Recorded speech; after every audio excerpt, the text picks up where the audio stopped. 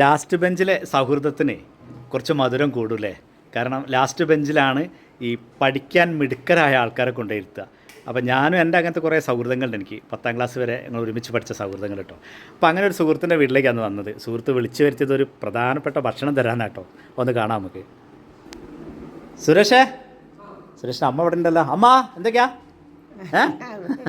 ഇത് സുരേഷിൻ്റെ വീട്ടിലേക്കാണ് വന്നത് കേട്ടോ. ഒന്ന് ഇതാണ് നമ്മളെ ചങ്ങായി, 10ാം ക്ലാസ്സിലെ ചങ്ങായി. നീ എന്തോ പ്രത്യേകമായിട്ട് ഉണ്ടാക്കി വെച്ചെന്ന് പറഞ്ഞല്ലോ. ഇപ്രാവശ്യത്തെ ചക്കയ്ക്ക് കറി കോഴി. Very good. ഇത് സുരേഷിൻ്റെ അച്ഛൻ. ഓ കഴിക്കാം. എവിടെ പോയി? വൈഫ് എവിടെ പോയി? ഇതേ സുരേഷിൻ്റെ പ്രിയതം കേട്ടോ. പേരെന്തായിരുന്നു? ശൈനി. ഞങ്ങൾ നല്ല പഠിപ്പിസ്റ്റുകളാണ് കൊണ്ടേ. ഞങ്ങൾക്ക് പിന്നെ ലാസ്റ്റ് ബെഞ്ചിലായി ഞങ്ങൾ ഫുള്ളായിട്ട്. പിന്നെ ലാസ്റ്റ് ബെഞ്ചിലുള്ള വേറെ ആൾക്കാരുടെ പേരെന്തൊക്കെയാണ് ഓർമ്മയുണ്ടോ? ഓ റോബിന്. നല്ല ഹൈറ്റായിട്ട്. ഷൗക്കത്ത്.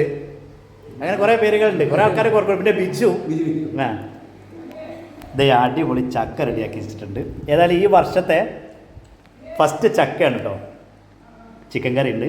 ഓ അച്ചാറും ഉണ്ടല്ലേ. അടിപൊളി. ഈ വർഷത്തെ ഫസ്റ്റ് ചക്ക കേട്ടോ. എന്തായാലും പഴയ ആ സൗഹൃദം വെച്ച് നിനക്കൊന്ന് വിളിക്കാൻ തോന്നിയല്ലോ, അത് വലിയ കാര്യമാണ്. ഇടയ്ക്ക് വിളിക്കാറുണ്ട് കേട്ടോ.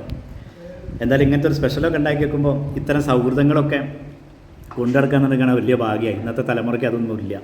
നമ്മൾ കാണാറുണ്ട് പല വിദ്യാർത്ഥികൾ റോട്ടിലൊക്കെ ഇങ്ങനെ തമ്മിൽ തല്ലുന്നതില്ലേ.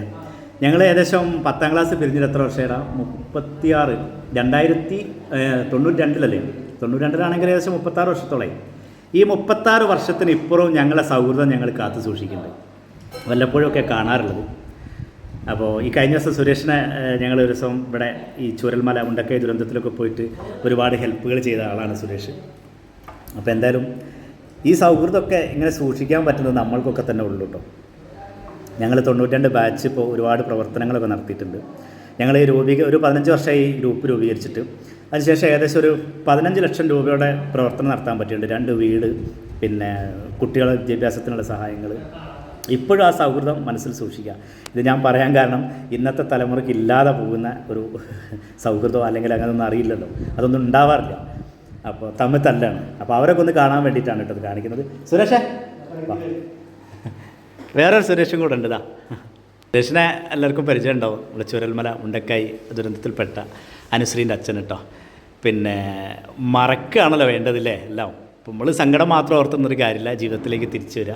ഇന്നെന്തായാലും ഞങ്ങളൊന്ന് ഒരുമിച്ച് കൂടുകയാണ്. ചക്കയും കോഴിയൊക്കെ ആയിട്ട് സുരേഷിൻ്റെ വീട്ടിൽ.